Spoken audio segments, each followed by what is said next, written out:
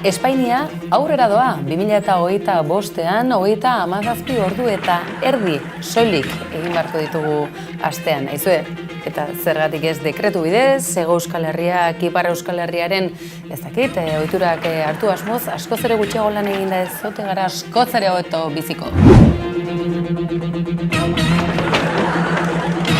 Edo nola ere, ikusteke zer nolako ibilbidea egingo duen Sánchez eta Díaz Andereak gaur Madrilen izenpetu duen superakordio horrek, baina gehiago ezkero sufritzen hasia izango delako.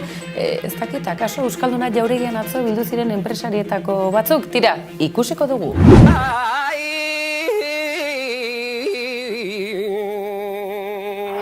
Hartu arnasa, oraindik ere askorako emango duelako honek eta Sánchezen gobernu berri horrek honezkero zenolako konpromisoak hartu dituen. Hobeto bizitzeko gobernua izango omen da Hego Euskal Herrian oraindik ere agintzen segituko duen gobernu zentrala.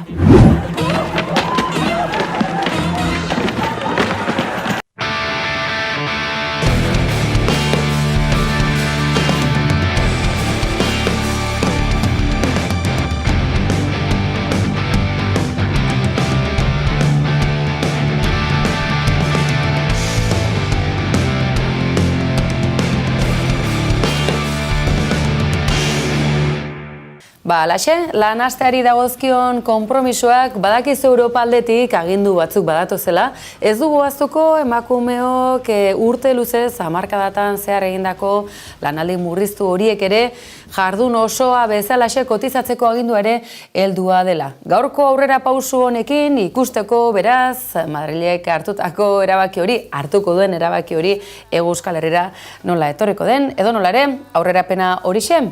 Hobeago bizi ahal izateko konpromisoa hartu duela Sánchez presidenteak eta beraz guri ere egingo diguna Hego Euskal Herrian 2025an 37 ordu eta erdi egingo ditugula lan. Akaso gutxiagorekin ere konformatuko ginake, baina esandakoa berdin kotizatuta eta 110 urte arte itxaron gabe jubilazioa hartu ahal izateko.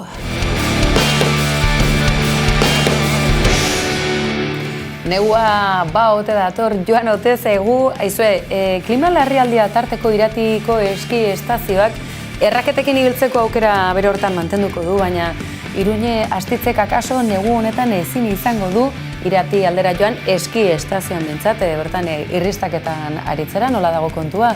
Zein da lehen balorazio premiazko bat, Iruñe astitz, Iruñea, aurrera? Nik uste dut arazo dela, ez? Azkenean intxiko dute ez dagoelako lehen bezain besteko elur kopurua. Orduan, kriston pena ematen du, ze noreza joan eskolan edo institutuko lehenengo urtean, Nafarroan, mendiko eskia edo eskie fondo egitera. Horre, gainera, aitzakia ederra dugu, foru zubi horri buruz hitz egiteko, baten bat despistatuta harrapatu baldin badu, Araba Bizkaia eta Gipuzkoakok ez dugu Nafarroako privilegiorik, eta hor bada, ez dute Espainiako konstituzioaren ospakizunik egiten, baizik eta super zubi bat, foru zubia deritzona, Iruñe, halako hortzadar bat irudikatzen dut. Ia astebete pasatxo ere izan daiteken jai egun zoragarrien kateaketa bat, tira, pena, iratiko estazio tartean ez baldin dago, baina izue, bestela ere aprobetxatu daiteken aro bat da negua, ez da?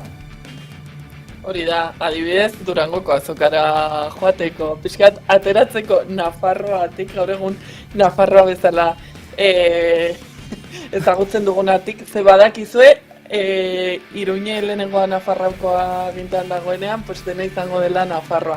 Baina, hortik harago, bai. Hautagaitza kontu horiek bukerarako utziko ditugu, utziko izugu tarte bat zure ez dakite proklamazio horretarako. Negu kontuak kezkatzeko, bai klima aldaketak, klima larrialdi horrek eragina baduela, eta iratiko eski estazioak ateak iztabitzate. Ez da ez, txantxarako albistea ikutu azido eman digu bai, baina pena ematen du, nahikoa lurrik ez izatea. Orain arte lurra izan den tokietan, ikusteke beraz, materiala erosten izugarrizko dirutza utzi duzuen guztei horiek, bigarren eskukoetan aritu zaretenok kalte gutxiago izango duzue, baina ea zenolako aukera negu honetan. Alarma egoeran isunak jarri zituen, foru gobernuak, beste gobernu batzuk ere bai, baina foru polizia zein ertzaintza jo eta su ikusi genituen alarma egoera indarrean zen garai horietan errepidez, zen oinez etxetik kanpo edo tokiz kanpo ustez harrapatutako hiritar horiei isunak jartzen, mozalegia gainera baliatuta ezarretako isunak dira horiek. Ez dakit zu ere horietako bat izan zinen, Nafarroan 300 bat izan zirelako guztira, badirudi orain atzera bueltan isun horiek itzuli egingo dituela foru gobernuak, besteak beste nahiko irristakorra izan zelako isun edo prozedura administratibo hori. Ez, ni oso herritar zintzoa naiz. Ez, ni nahiko momentu horretan nahiko ona izan nintzen arauekin eta ez zidaten isunik jarri, ez dakigu, esan dut ona, baina ona, ala ez. Ona zertarako. Bai, ezarretako aginduak betetzen dituela alegia. Edo nola ere, isun horiek nahiko zalapartara egin zuten bere momentuan, ezoiko egoera batez nolabait baliatzen, mozal legea edo zein eratan aplikatzeko baliatu zutelako, eta besteak beste, segurtasun indarrek izan zutelako nolabaiteko nagusitze bat. Hori isun horietan islatu da, akaso baikorki baloratu daiteken zerbait da, gauza bada ohartaraztea eta hiritarren segurtasuna zaintzea, eta beste gauza bada eizean aritzea, atera boligrafoa eta tori errezeta. Noski horrela ere ikusten da ez dutela eurak pentsatzen zuten legitimazio hori ez, herritarrak zigortzeko nolabait erratearren, eurak nahi zutelako eta oinarrituta momentu horretan zegoen neurri batean. Iruñe, isunak aipatu ditugu, klima larrialdia tarteko, albiste esango dugu ona ez iritsi zegula irati aldetik, edo nola ere, gaurko egunerako bagenituen beste kontu batzuk, aipatu dugu atarikoan, Hego Euskal Herrian, 37 ordu eta erdi lan egin beharko ditugula, Ipar Euskal Herrian beti hobe bizi izan dira, nahiz eta askok okerrago bizi direla edo aspertuagoak bizi direla uste badute ere, modu oso oker eta bestelako klitxe batzuetan oinarrituta. Tira, gauzak honela, 37 ordu eta erdi nahikoa litzateke? Ez duzu uste akaso 20 ordurekin nahikoa litzatekeela eta 50 urterekin jubilazioa erretreta hartu, bestera batera bizi, ez dakite, bestelako lanak egin. Nik uste dut 20rekin izango zela oso aproposa, ze horrela ere lanaren banaketa zentzudunagoa egongo zen eta iruditzen zaitetzela hainbesteko desberdintasunik egongo. Eta ikusten badugu ere pixkat ikuspegi produkzioaren ikuspegitik iruditzen zaitetzuela asko eragingo. Bai eragingo zuela, ordaintzen dutenek ordaindu beharko lukete guztian eta horregatik ez dela onartzen. Ez azkenan igo beharko, hau jarrita euren ikuspegitik. Igo beharko lituzkete produktuen prezioak eta bar. Baina, tira. Bai, hori akaso izan daiteke kontra alde bat, baldin eta egoera honetan baten batek ere ikita baldin badauka, sistema ekonomiko indartsu bat, ez?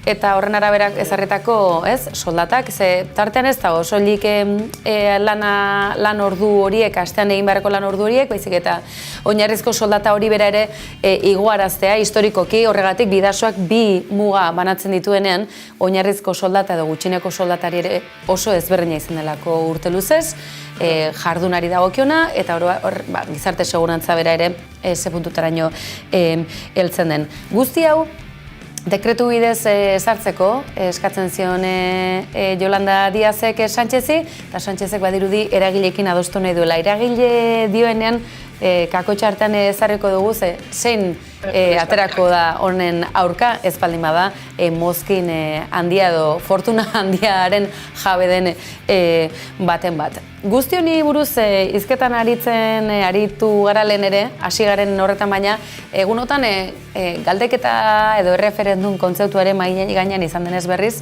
halako kontuak zergatik ez erabaki beste era batera? Akaso legez ezarrita beharko lukete, benetan hobe bizitzeko baldintza baldin badira. Entzun dezagun Mertxe Aizpurua, guazen bombo pixkate ematera kolpez-kolpe saioari, asteburutan badakizu gonbidatu berezia izaten dugula, Mertxe Aizpuruak izugarrizko eskupa eman zigun, ez, hau fake banda. Baina titular edota gauza batzuk modu sendoan errepikatu, berretxi, kolpez-kolpen bai, eta bestak beste, erabakitze eskubideari dagokionare bai. Oinarria jartzea gauzak egin ahal izateko, orain arte inork ez zuen hitz egiten, gai hauetaz eta lurralde arazoa etzan mai gainean jartzen, hori da jarri behar duguna mai gainean, legegintzaldi honetan jarriko da, abiapuntu bat izan behar du aurrerapenak emateko, egiteko, eta, claro, katalanek gu baino lehenago iritsiko dian, agian, baina ez zait iruditzen hau batera joango da, ze arazoa Espainiarena da, ez da gurea. Arazoa Espainiarena da, arazoa UPN-erena da, arazoa parkinena da, arazoa zede montre pasatzen da, guazen jauzi kuantiko hau egitera, erabakitze eskubide hau era oso ezberdinetan planteatu daitekelako. Ameriketako estatu batuetan, ondo esango dut, ezagite, bestelako hautagaitza, presidente edo gobernadoreak hautatzerakoan, bestelako auzi buruz ere egiten dute bozka, Kalifornian esate baterako, marihuanaren ekoizpenaren legeztatze horri buruz botoare eman zutelako, egun berean, ordu berean, baita industria pornografikoan ere preservatiboen erabilerak derrigorrezkoa beharrote duen izan. Tira, jauziz jauzi, berriz Iruñera goaz, azaldu iguzu Iruñe zein den hauzia, ze aparkalekuak, baten batek ez baldin badak ere argi, aparkalekuak negozio benetan interesgarria dira eta urte luzez, Euskal Herrian hain modan egon den urbanismo hain eredugarria ez dena, horren oinarri izan da, ez dakit, ondare arkeologikoak, aztarnategiak goiti bera suntxitu baitira, bestak beste, lurrazpiko aparkalekoak egiteko.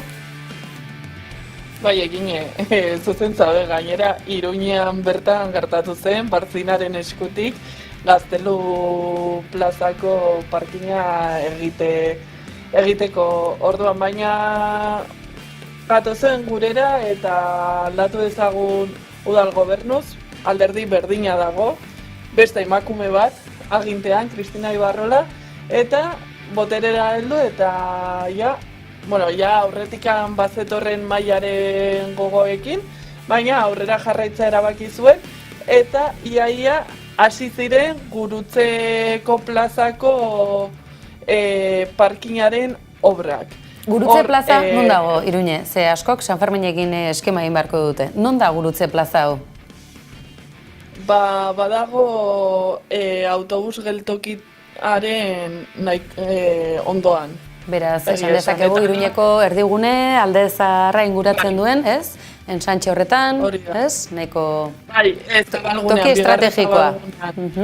Bai, eta gainera dago azbeteta da oso plaza oso beti dagoela jendea, normalean edo haur txikiak parke bat dagoelako edo eta adineko jendea bertan adina oso altua delako eta ze pasatu zen hasi zirela dena tapatzen obrak hasteko, auzoa mobilizatu zen, inguruko eta auzoko komertzioetakoak ere mugitu ziren eta lortu zuten momentuz orduan makinak handikan kanporatzea eta parkinaren proiektua standby batean geratzea.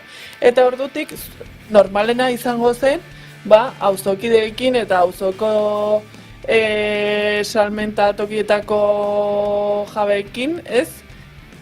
Elkartzea eta trukatzea iritziak, ez, ja zuzenean UPNek egin duena izan da, herri galdeketa bat.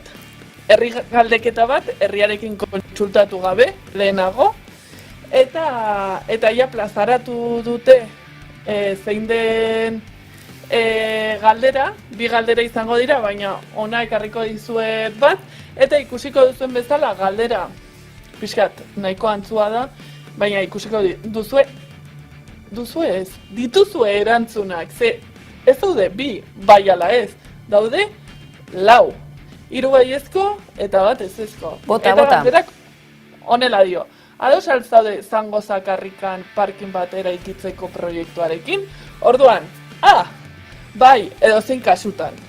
B, bai, prezioa onargarria bada. C, bai, baldin eta horrek lur gaineko aparkalekuak kentzea dakar. Edo D, ez, inolaz ere. Orduan, klaro, hor, hau publikatu denean eta zabaldu denean, klaro, jende guztiek, bai, auzoko bizilagunen elkarteak eta baita beste alderdi politikoek ere esan dute, bale? Eta nola kontabilizatuko da? Zer daude, 3 baiezko aukera eta bat ezezko. Ze pasatzen da, agian ezezkoak baldin baditu beste baiezkoak, baino bozka gehiago. Orduan zer egingo duzue, batu 3 baiezkoak gehiago izateko? Batuko dira 3 baiezkoak, zer gertatzen da? Esaten baduzu galdera batean baietz, baina justo beste ateratzen bada baiezkoa edo erantzun bat, gero hurrengo galderan ateratzen den gehiengoa kontra esan den badu. Eta, klaro, konturatu dira ez daudela prest. Hori bai, Kristina Ibarrolak gaur egungo Iruñeko alkateak argi utzi du, ez dela bozketa bat. Partaidetza prozesu bat baino. Halako hitz gakoak, badakigu beti izaten direla parte hartzea, prozesuak, parlamentuko ikerketa batzordeak. Tira, gauza interesgarriak izaten dira hauek, bukatze aldera, denbora egan joan zaigu eta Iruñe, beraz, beste aukera bat izan daiteke, ezta? Bai, baldin eta Nafarroak bere burujabetza eskubidea gauzatzeko aukera baldu, eta plaza horri, zarri esate baterako, Iruñe-Astitz lehena plaza esate baterako, edota ez, besteak beste, garesti egia aterako zailako irundarrei, ez delako iruindarrentzako izango, eta halako obrak kaltea iruindarrei eragongo dielako. Hori bai, alfombra gorria, parkina ordaintzeko nahiko asosa duten horiek, alde zarrera, zezen plazara, eta tira, akaso elite bati dagozkion bestelako ekintzetan parte hartzeko alfombra gorria izateko. Tira, gauza berririk ez, munduan, are gutxiago, gure erreinu zaharrean eta hiriburu zaharrean, Iruñe-Astitz, azken minutu hau zure hautagaitza, 4 haizetara zabaltzeko aukera eman dizugu, plaza hori egitekotan bai, baina beti ere Iruñe-Astitz izena jarrita eta organikoa baldin bada, esate baterako. Bai, Iruñe lehenengoa. Bestela Iruñe-Astitz larume, baina nahiago dut Iruñe lehenengoa, zer naiz bakarra, ez? Gazteleraz esaten den bezala, unai unika. Eta kontua da, urrengo astean ikusiko dugunez, Iruñeko udala aldaketaren bat egongo dela. Behintzat, nik espero dudana. Eta ez nago, nik hor jatzen zelako. Baizik eta ikusten delako aipatu dugun parkinaren auzia edo Labriteko zubiaren auzia ere hortxe dago, baina hori datorren astean edo. Tira, itxaron, zain geratuko gara, Koldo Martinezek bere hautagaitza, bada ezpada ere sare sozialetan beti da prest, goan hartuko dugu, hasiron bazterrean usteko blokea sortzekotan ziren garai hortan ere, Koldo Martinez sakrifikatzeko prest egoela, beraz, agaso parkina sakrifikatuta, Koldo ere prest hautagaitza horretarako egia da, Iruñe-Astitz larunbe, izen konposatua erabat Nafarra, Aralar aldetik abiatuta, Iruñe herria zeharkatzeko gaitasuna duen izena, beraz ziur gara, ez dakit, errepublika bateko erregina izateko, inposak eta jatorra izango litzateke, ez da, Iruñe? Bai, beti jatorra, txiste txarrekin, eta alaitasunean. Ederki, analisia, azidotasunetik, humorearekin, txiste txarrekin, baina aktualitatea, beste bain ere Iruñetik, Iruñe-Astitzen eskutik, datorren astera arte Iruñe. Muxo handi bat. Aktualitatearekin segituko dugu noski, hortarako gatoz eta iluntzero, ona antenatik ate kolpez kolpe albistegi azido honetara, haizu Iñigo Urkulluk, Araba Bizkaia eta Gipuzkoako lehendakariak ofensiba abiatu du, sindikatuen aurka, zergatik bihar, greba eguna delako, Araba Bizkaia eta Gipuzkoan, sektore publikoan, izan erizain, egoitzetako langile, udal langile, sektore publikoa luze eta zabala, 3 lurraldetako foru enpresa edota enpresa publiko handienak Jaurlaritzaren zein beste administrazio publikoen mende daudenak. Autogobernu gehiago, erosmen ahalmena berreskuratzea, soldaten hobetzea eta lan-baldintzak hobetzea orokorrean. Eskakizun hauek ikusi ahal izan ditugu egunotan, baina oso ostitxarran da Urkullu jauna. Bai, komunikabideetan plazaratu dute iritzia, lehendakariak eta Bingen Zupiria, bozeramaileak oso gogor deialdi hoien aurka. Eta ekarri dizuegu iturri fidagarri hori, zuzen hori, Urkulluk baldin badauka prensa agentzia, hori irrati telebista kate publikoa da, zenolako matraka. Edonola ere, Davide hainbatek era batera zein bestera eman diote jarraipena gaiari. Segi dezagun, zer dio ETBek Urkulluk sindikatuei leporatutakoari buruz. Sindikatuak Euskadiko errealitatea desitxuratzen ari direla uste du Jaurlaritzak. Hortxe duzue, desitxuraketa, garrantzitsua da kontzeptu hau. Joan apuntatzen. Deialdi hoien atzean bestelako interesak, interes politikoak, elektoralak daudela esan du bozeramaileak. Txan-txan, desitxuraketa, interes politikoak, interes elektoralak, hauteskundei begira gaudeantza, naiz eta ez jakin, noiz izango ditugun autonomikoak? Eta lehendakariak sindikatuei egotzi die, populismoz, demagogiaz aritzea. Gauzak oso gaizki daudela pentsarazteko estrategia elektorala dagoela uste du Zupiriak. Ikusi arazi nahi dutenak, gauzak zer gaizki dauden, beste batzuk hobeto egingo dituztelakoan, naiz eta horiek ez esplikatu zer egingo luketen gauzak hobetzeko. Datuak eta egoera aztertzeko eskatzen die sindikatuei. Gu ez gara bizi, kaos bat eta katastrofe bat dan gizarte batean. Kaosa, katastrofea, populismoa, desitxuraketa, helburu elektoralak, helburu politikoak, nortzuk dira beraz helburu politiko horien atzean daudenak? Ze entzun izan diogu Urkulluri zein Zupiria jaunari, baina siglak ez dituzte aipatzen, norri buruz ari dira hauek hizketan? Lehendakariak errealitateari bizkarra ematen diolakoan daude lan. Batzuk nahiago dutela medioetan adierazpenak egitea, elkarrizketarako foroak aprobetxatu beharrean. Azenolako sigla festa, noiz edo noiz ELA sindikatuari ere, hauteskundetan, bere buru aurkezteko ere, proposatu izan dio politikariren batek edo bestek, baina ez da ez sindikatu nagusi bakarra? Urkulluk greba deialdia indargabetu nahi duela diote Laben. Ez dituela aztertu nahi eta konpondu nahi sakonean dauzkagun arazoak zerbitzu publikoetan, ez? Tira, orduan saltza honetan jakinda milaka langilek greba deialdia dutela bihar, ze goratan izango gara? Gizarteak ere ondo dakiela arlo publikoan dauden arazoen berri diote sindikatuek eta konpontzeko borondate politikoa eskatzen dute. Urkulluk badu bestelako buruausterik eta gaur ez du monografikorik egin nahi, baina alaxe etorri zego aktualitatea. Zer demonio gertatu dute zaio hain zuzen ere, Sánchezek eragileak aipatzen zituen, Euskalduna jauregian izan genituen eragileak guzti horiek, enpresa buru estatal guzti horiek, Espainiar zaleak noski, eta estatu buru militarra bera ere, borboitarra, Euskalduna jauregian nahiko esanguratsua, eta are gehiago Urkulluk bere hitza euskaraz hartu zuen momentuan gertatu zena. Baina hiru hauek balioan jartzen ditut gaurkoan.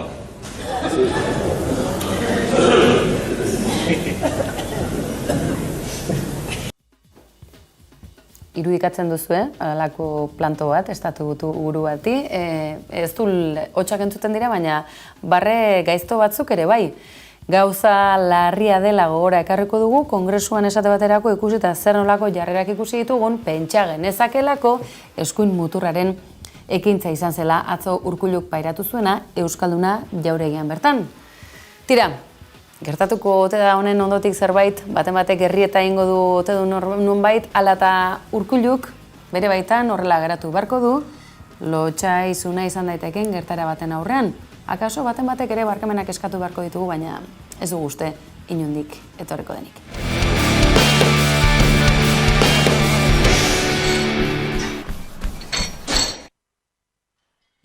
Azkenan da kantitate kontu bat, Hortan, agintarik ongi dakite, zenbakiek ematen dute, masifikazio bat baldin bada. Ez gatoz Paristik baitio eta podcasta entzun gai duzue gaurtik aurrera, bigarrena duzue, ez gatoz Paristik, Lanartean elkartearen eskutik ekoitzia eta Amagoia Mujikak gidatuta, esan da bezala gaur, sartu besterik ez duzue, berria.eusen duzue, ez gatoz Paristik podcasta, zeri buruz ari da, ez gatoz Paristik hitz jokoa da, azalduko dizuegu, kulturgintza, kulturindustria edota kultur ekoizpenean edo kultur artista hauek euren etorkizuna nola ikusten duten. Batetik, akaso, makro edota konsumo handiko ingurunak dira kulturaren etorkizuna bermatzeko modu edota ez.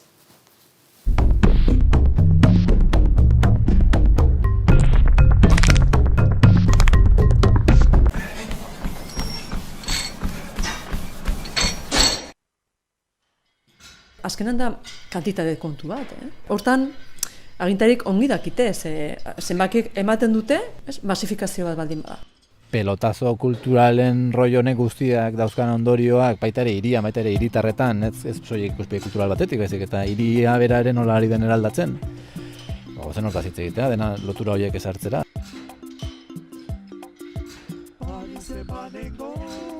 Norbanako eta gure komunitateko partaide gisa, hasegarriagoa zait sare komunitarioak ehuntzen laguntzen duen kultura jarduna, artista bakana goratu eta helburu ekonomiko eta turistikoak sustatzen dituenak baino.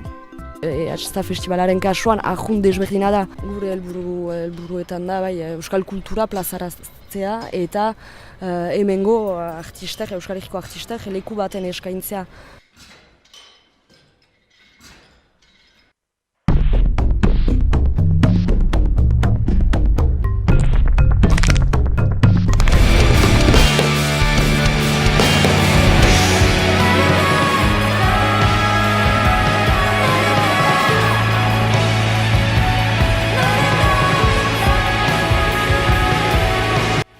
Kultureko izpenik etzaigulako falta, izue Sara Zozaia Donostiarraren eskutik esango dizugu gaur agur, eta ez da ez inondik nora atzean usteko kontua, Zozaiak bere azken lana dakarrelako, YouTubeen duzue guztia ikusgai, eta horrekin egindako bideoklipa ere bai, honekin agur esango dizugu, baina badakizue bihar hemen izango garela bueltan, ez galdu, egunero, kolpez kolpe antenatika eta albistegi azidoa, baina maitasun guztiz, erabat, fidagarria. Berdin edo urdin sentitzen du Mila busketa lautan zekuna esnatu berra ongi ez dolako Konturatu delako bentsata Beldurrez arropa jartzian Juntzaileo irrifar politxa Zinden ezakilako Hautsak burutik leporaino Barruan milaka zaurekin Zenbat orbain kanpotik ikusten Zenbat izazita